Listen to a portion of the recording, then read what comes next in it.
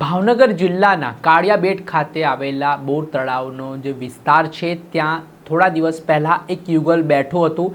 આ દરમિયાન બે બુકાનીધારી લુખ્ખા તત્વો આવે છે ને છરીની અણીએ લૂંટ ચલાવે છે। એટલું જ નહીં, યુવક પર આડધડ છરીના ઘા પણ મારવામાં આવે છે।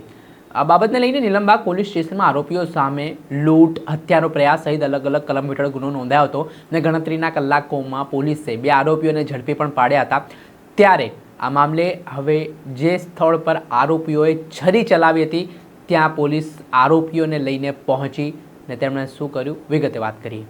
વૈષ્ણવજન તો તેને કહીએ જે પીડ પરાઈ જાનાને રે।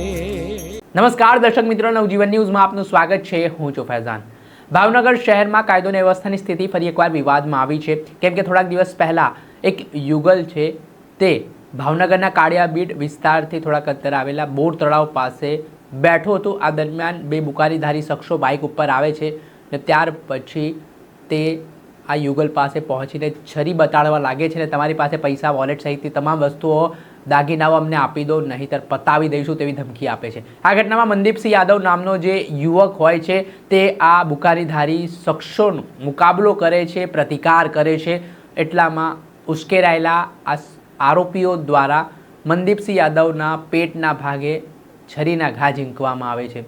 આ ઘટનાના પગલે જે મનદીપસિંહ યાદવની ભવિષ્યની પત્ની છે તે પણ સ્થળ પર હોય છે। તેના મંગેતર દ્વારા ઘટનાનો વિડીયો પણ ઉતારવામાં આવે છે। ત્યાર પછી આરોપીઓ ત્યાંથી નાસી જાય છે। આ બાબતને લઈને તાત્કાલિક પોલીસને જાણ કરવામાં આવતા નીલમબાગ પોલીસની ટીમ ઘટના સ્થળે દોડી આવી હતી। એલસીબી એસઓજીની ટીમે પણ તપાસના ધમધમાટની શરૂઆત કરી હતી અને જે યુગલ સાથે લૂંટનો બનાવ બન્યો હતો તે ઘટનાની ગંભીરતાને લઈને નીલમબાગ પોલીસ સ્ટેશન દ્વારા આરોપીઓ સામે હત્યાનો પ્રયાસ, લૂંટ સહિત મારામારી સહિત અલગ અલગ કલમ હેઠળ ગુનો પણ નોંધ્યો હતો।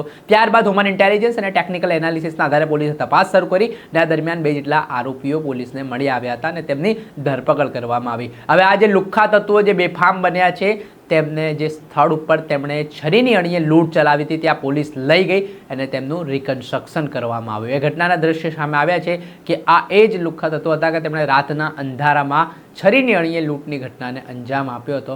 હવે પોલીસે તેમની શાન ઠેકાણે લાવવાના પ્રયાસો છે તે શરૂ કરવામાં આવ્યા છે। તેમણે જે લૂંટેલી મુદ્દામાલની કિંમતોની વસ્તુઓ છે તે પરત મેળવવાની તજવીજ પોલીસે હાથ ધરી છે। દર્શક મિત્રો, આવા જ નવા વિડીયો સાથે આપણે માહિતગાર કરતા રહીશું, એટલે નવજીવન ન્યૂઝ જોતા રહો।